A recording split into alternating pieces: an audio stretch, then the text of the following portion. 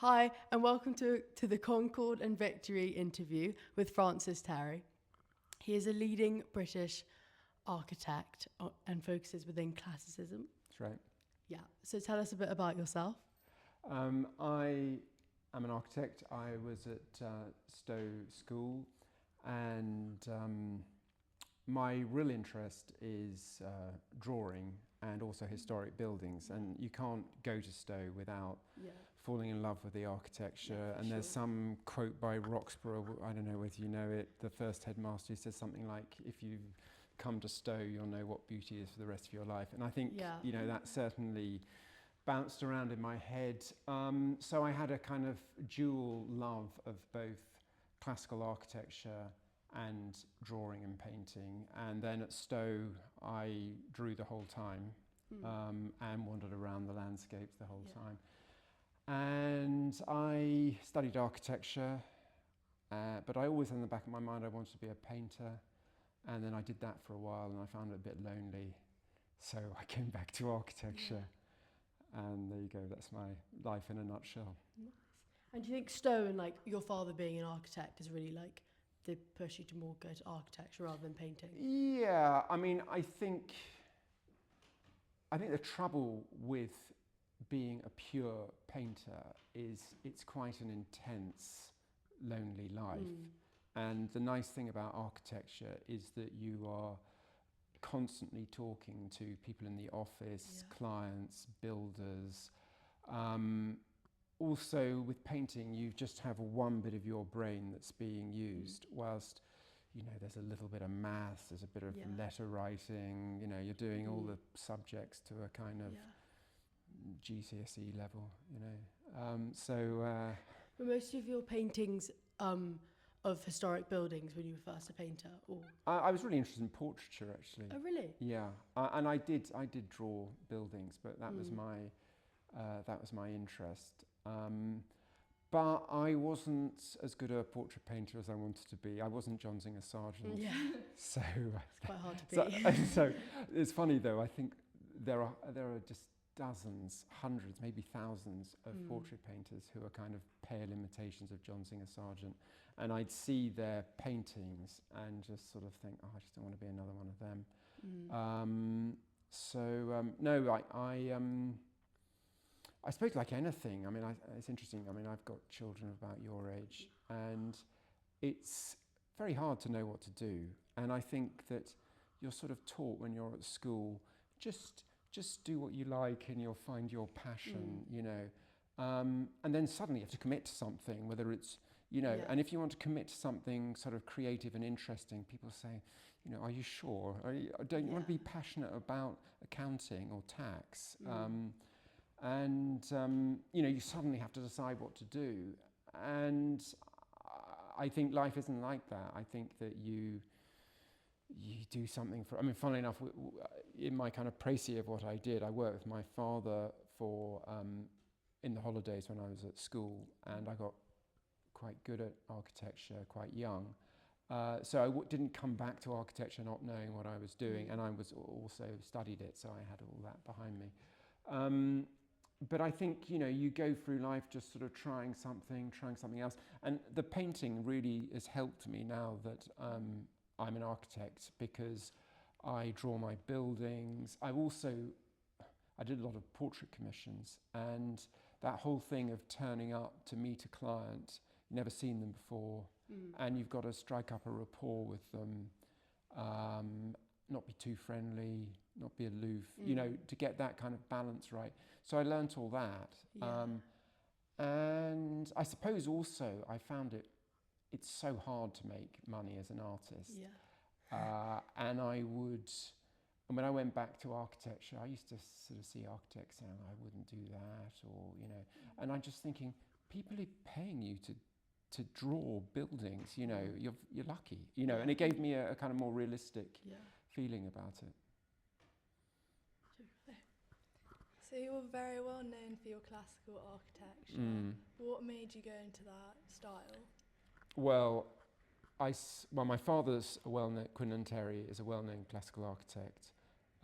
So, as I mentioned, I worked with him in my school holidays.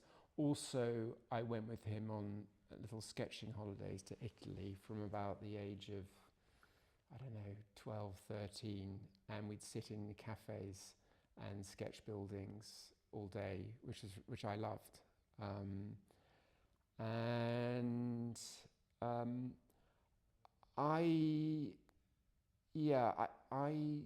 I suppose that's where I got the education from, and that's my passion. Also with the artistic side is that I love ornament and decoration and cornices and how light falls on a building. When I was at university, I had to do modern architecture to pass the course, but it's really boring. It's dull. There's nothing to look at. There are walls, planes of glass. It's just nothing for me to enjoy. It just didn't seem like something I was interested in. And then, so when you left school, did you straight go into pursuing architecture because you realised you liked painting? I got into Cambridge to study architecture. My mother said, the university terms are so short. Yeah. You don't have to work very hard at university. Yeah. Well, you didn't in those days. You do now, Yeah. but when I was there, you didn't. Although I did, weirdly enough. I regret working so hard, actually. 2-2 was fine. Everyone was there. People didn't care. And now everyone knows how much it costs. They're kind of like, really. Yeah, you gotta get but it was very relaxed. So it's just basically hanging out, going to the pub. It was that sort of thing. So my mum said, "This, just go to university. It's pretty easy. You can do architecture anyway." And I thought that seemed quite sensible. So I turned up at Cambridge and I started doing my classical stuff. And I got completely ripped apart by all the teachers. Yeah. Why did they not like it? Were they just no, because they had a certain type of modernism that they wanted you to do. And weirdly, it was a very specific, very odd type of modernism, which... there were some sort of hardcore modernist architects who got in quite a lot of trouble as well. It's very doctrinaire. There was one way of doing things. But to be honest, I didn't really care. For the first year, I designed classical buildings. I didn't get a good grade. I got 2-2, and I thought, well, that's a bit of a waste of time. So I just thought, well, I'll do exactly what they say. And lo and behold, I got 2-1 the next year. And they thought, great, we've got a convert. Yeah, I've converted Quinlan Terry's son. That's something you could put on your grave or something.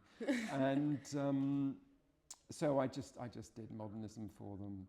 And it's been quite useful because there always is a modern component to a building. Do you use aspects of like what you've learned? Yeah, definitely, actually. Yeah, I mean, particularly people don't want anything.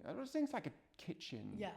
Or quite a lot of spaces need a quite contemporary treatment. So I know the rules. I'm not very good at it, but I know what to look out for. So I don't regret that.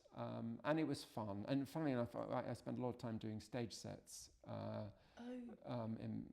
because I found that more interesting. So I did, sets for plays at Cambridge. And when clients now with your own firm, do clients ask for a modern touch with things, and can you still do that, or is it just fully I want classical? Well, it's funny enough, I had a client who husband and wife. The husband wanted classical and the wife wanted modern.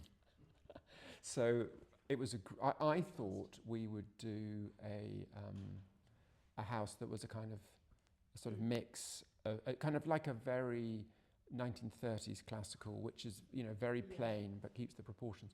But anyway, what we did, for better or for worse actually, was to have a classical front and a modern back. But I'm not sure how good it was, to be honest. With your larger developments such as the nursing home, was there a certain aspect that you enjoyed creating the most? Do you mean the Chelsea pensioners? Yeah.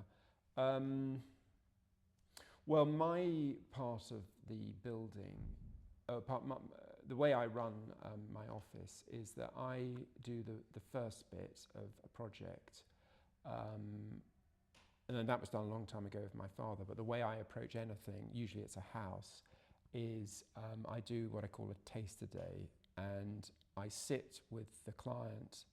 Well, I go to the client's house or wherever the site is, and we look around the site for a while, and then we go into their house or a cafe or something, and we just sit and I draw their house, and I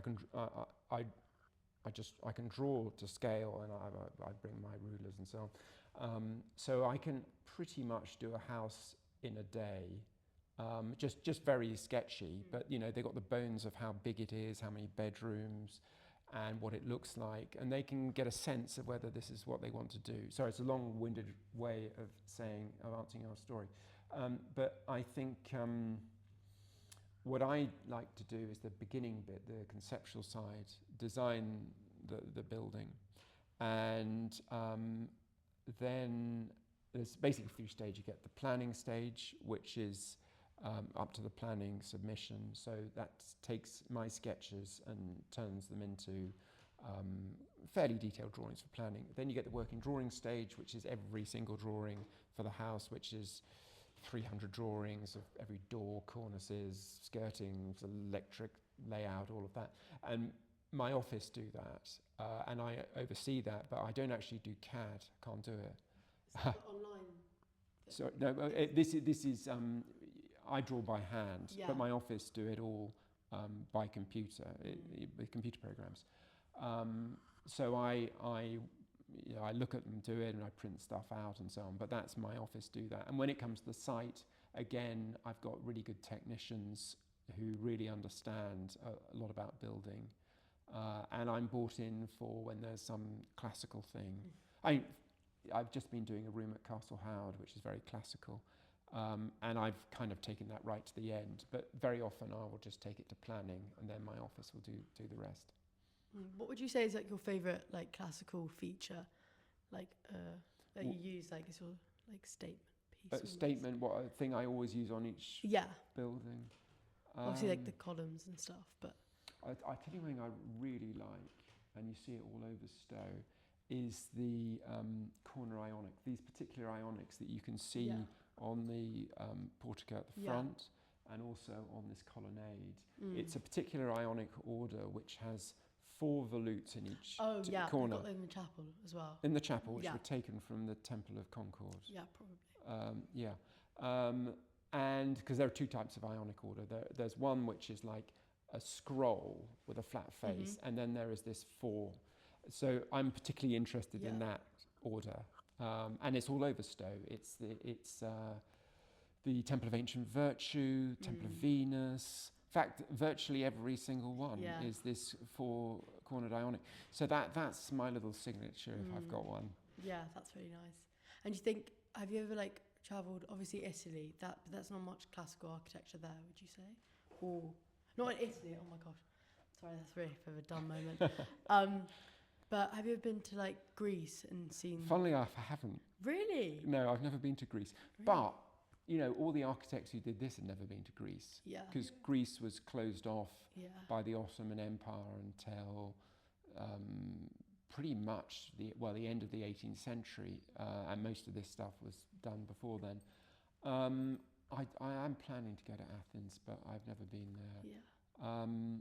I actually find English architecture really useful. Italian architecture is amazing, but sometimes when you bring it back and do it here, it doesn't sort of work. Yeah, a bit out of place. And we have to scale it down, and I think I'm a big fan of the English 18th century. Yeah, for sure. And do you prefer working from scratch, or just like rebuilding something that was there before, like when you work with architecture? I like doing things from scratch. Yeah. I don't really work with existing buildings unless it's something like this room I did at Castle Howard. Castle Howard had a massive fire in the 1940s, and this room was just burnt out shell. So I did a completely new room that was my own design. So that was great. I loved doing that. But I it's a different skill doing like restoration and so on. It's not my thing. Too difficult. Yeah. Would you say that while creating a house or something, is there an element which you find the hardest to fit with the building? Sorry, what do you Is mean there like exactly? an element or a piece of architecture that is like hardest to place in the building? What give me an example. So like with the dimensions, by placing like a column or something, would you have to change it for each area? Yeah. No, I mean, I think that's the thing, and what's one of the great things about classical architecture is that it's highly adaptable, and it has been practiced since, beyond the Greeks, the Babylonians, the ancient Egyptians, and it's always adapted to new circumstances. You see classical architecture in everything's a kind of copy of something else. The Romans were copying the Greeks were copying the Babylonians. All Georgian architecture is a complete copy of Roman stuff. But they had a very different brief, and that was a different brief from, if you look at Manchester in the 19th century, they were using classical for industrial buildings. It's a very resilient, persistent style. So I think that's part of the joy, actually, in a way, is that you have to adapt things to new requirements and so on. You've recently released your new book. Can you tell us a bit about it? That isn't a new book. It's don't worry. It's no, that's a book of work that I did with my father. It was from 2005 to 2015, and it's the work I did with him. And I probably will be doing a book soon, and I just thought I'd like to get rid of all those before I start. So it's, you were anticipating what I'm about to do. You were telling the future. And you've obviously shown your drawings at the Royal Academy, and how is that like? How is being a part of like the art world, not only in just like being at Stowe and like surrounded by classical architecture all the time, how has that influenced like your work? And yeah, I haven't exhibited anything at the RA for a very long time. I don't know. I don't really try and be part of the art world. It's a sort of. Do you still draw like? Oh, I draw myself, buildings? but I don't enter the Royal Academy. I just, I think when you start your career, it's nice to get these pats on the back, but I haven't done that for a while. I don't really think I mean, the art world is such a kind of broad thing.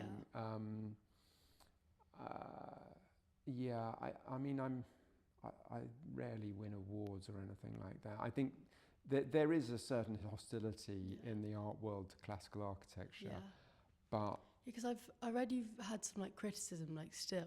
Oh yeah. How do you respond to that? I just don't care. Yeah. I don't know. It doesn't really bother me. I don't enter awards. I think people are critical of what I do sometimes, and I'm critical of what they do, Yeah.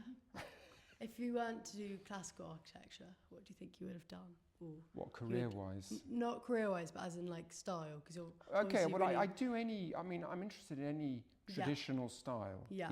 I could very happily design some. I just went to Istanbul recently, and I'd love to do a Byzantine building. Yeah. That would be really exciting. All those pre-20th century styles. Yeah. Did you take history when you were at Stowe, or history of art? it wasn't a separate subject, but I was always interested in it. Yeah, no, it was always an interest. Do you find, and now with like your work, do you find you use physics and maths a lot, or is that mostly you leave that to them? No, that's a complete myth. Oh. Yeah, no, it's funny because a lot of people say, "Oh, Yeah. I can't study architecture because I'm not good enough at maths." The maths I've done in architecture has never been more difficult than, well, my GCSE. Yeah. Really? Even that common entrance level, actually. Right. I used to have to do a bit of trigonometry and Pythagoras. Yeah. But that's as difficult as it got. Really? Yeah. You're not allowed to calculate the stresses and strains on a building. Yeah. You're not allowed to do it. It's illegal. You get a structural engineer to do it. Oh. So no, that's a complete myth, and it's actually why a lot of buildings are so ugly, because they make scientists go into architecture when they should get artists to go into architecture. That's my theory anyway. I mean, you look at the Renaissance. They were all artists who did architecture on the side. Yeah, that's true. And learning about that now. Are you? Yeah. Right. Okay. No, that's completely. The only thing I use maths for myself. Well, you've always got to add things up, but you know, it's no different from buying things in a shop, really. Or I do fee bids, and those are sometimes on a percentage, so I have to do percentages. But again, that's common entrance level maths, isn't it? Yeah. There's no calculus or anything.